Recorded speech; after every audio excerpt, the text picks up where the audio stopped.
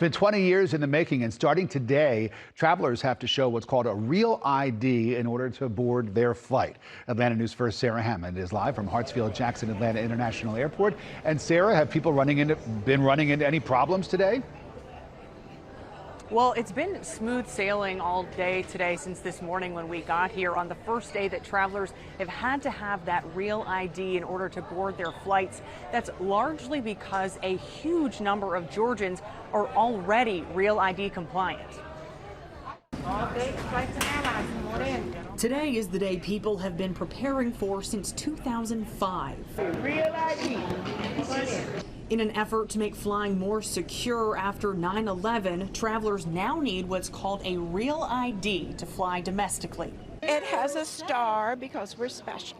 If you have a black or a gold star on your ID, like this group of friends headed on a girls' trip, you're good to go. Nationally, 81% of Americans already have a real ID, but state leaders say 99% of Georgians are real ID compliant. Georgia has been issuing the new IDs since 2012 when people go to renew their driver's license. And Susie Patterson says they had what they needed to fly today without even having to think about it.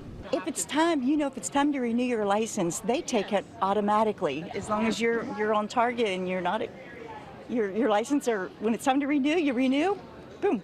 TSA spokesperson Robert Spindon says if you don't have a real ID yet, you can still fly with a passport or military ID. We don't anticipate there'll be any impact. As I mentioned, if you don't have a compliant real ID, we're going to issue you one of these notifications, and then you may be redirected to some additional lanes where you might undergo some additional screening.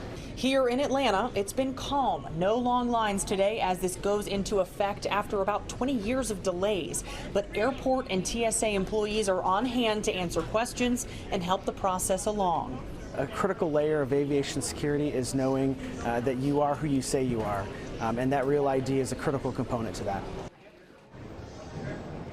Airport officials here say they do not anticipate any sort of outrageous delays as this takes effect, but they are suggesting if you don't have a real ID yet, to get here about 3 hours before your flight, just in case you do have to do that extra screening instead of that 2 hours they usually recommend. Live from Hartsfield-Jackson Atlanta International Airport, I'm Sarah Hammond for Atlanta News First.